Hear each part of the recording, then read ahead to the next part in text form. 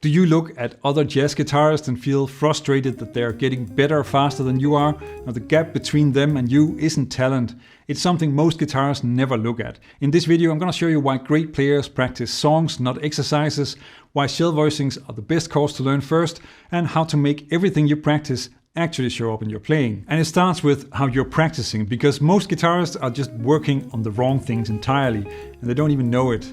Most guitarists practice the same way. They run scales, they drill arpeggios, they work through exercises, and hope all of that will eventually show up in their playing. It doesn't, and it's not just me saying that. Here's John Schofield. Of course, real important just to get into the chops area, but it's really important to stop doing that as soon as possible. To stop running scales, to stop running arpeggios mindlessly. He's right, and the reason it doesn't transfer is simpler than you think. You're never really using the exercise for anything. You're just moving your fingers when you also need to work on using it in music. You need to learn where it fits, what to play before and after. So let's say that you're practicing diatonic arpeggios. Like this, you learn how to play them, but that is still far from actually turning them into solid jazz lines. Instead, try mapping the arpeggios onto a song to get an overview of what you need in your solos. Keep it simple, so one arpeggio for each chord. And you want to start rubato, and then once you're comfortable with it and have figured it out, you can turn it into an exercise in time. Don't just play the arpeggio, practice making licks out of it, adding scale notes and chromatic phrases. And gradually you can take the material onto a song where you can open it up even more and make it something that you play without having to think about it. It just naturally flows. The song is where everything comes together, and without it, you're just practicing patterns that you'll never use. And there's another problem most guitarists never think about. Your solo should tell a story, not just notes with no beginning, no middle, and no end. A song with a form gives you that story. It has built-in chapters already, different sections that help you make the solo interesting. Most guitarists practice soloing over loops, and that's just not enough. A loop is just the same few bars repeating forever, and there's nothing to build towards. So you end up noodling, just filling up space instead of actually saying something. Now, if you want to be good at music, then play real music. Play songs. Now, you don't need to memorize all the examples and exercises of the video to get started with this. You can grab the free PDF so that you can practice it at your own pace to actually play better solos. There's a link in the description.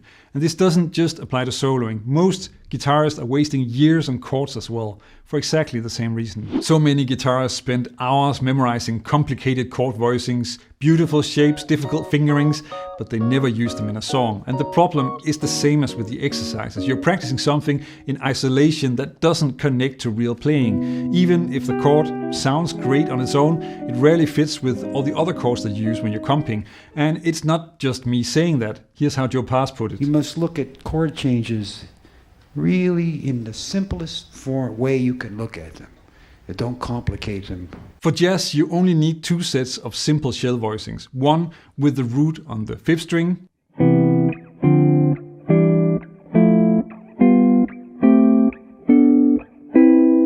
and of course one with the root on the 6th string.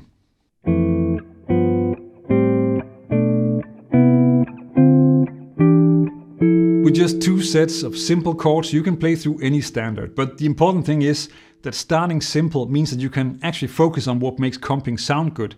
The timing, the rhythm, making the chords flow and groove. Those are the skills that get left behind when you're too busy wrestling with difficult fingerings and trying to remember chords. Here's how to put it into practice. Start with a song you know well, so a 12-bar blues works perfectly. Turn on your metronome and just play through the changes with your shell voicings. Don't overcomplicate it. Focus on getting the groove across.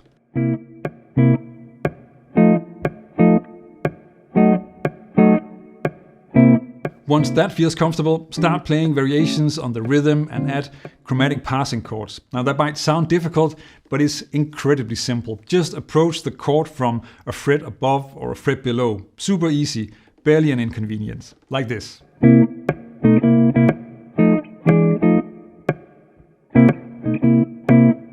And you can use the same idea to create movement from one chord to the next, which really drives the music forward.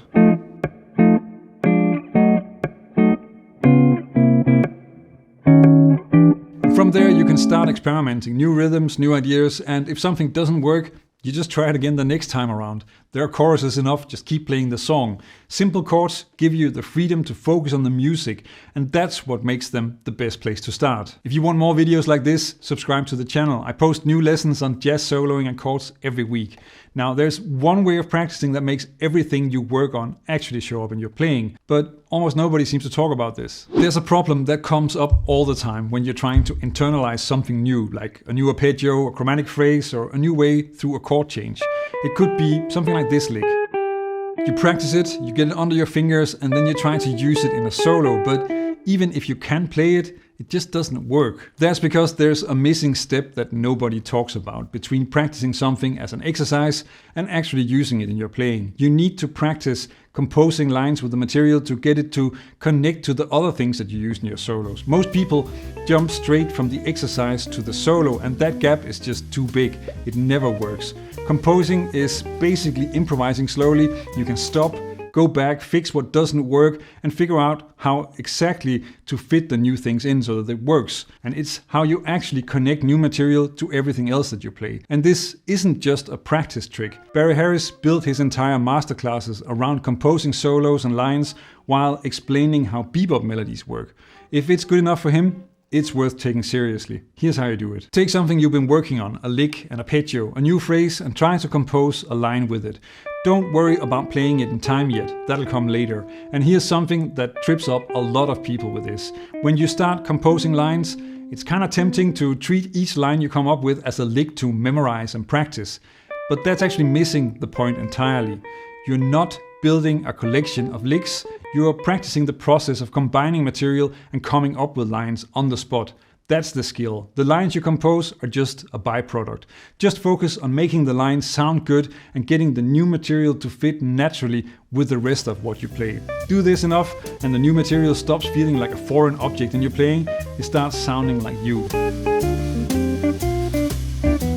And this is also a part of the process that I use in my jazz guitar roadmap course to help students learn to play real jazz solos. You get a few exercises and a step-by-step method for turning them into solos that sound like jazz on an actual jazz standard. Until now, 7,500 students have used it to get a strong start. If you want to join them, there's a link in the description. If you've been feeling stuck, like you're putting in the work but nothing is actually showing up in your playing, this is why.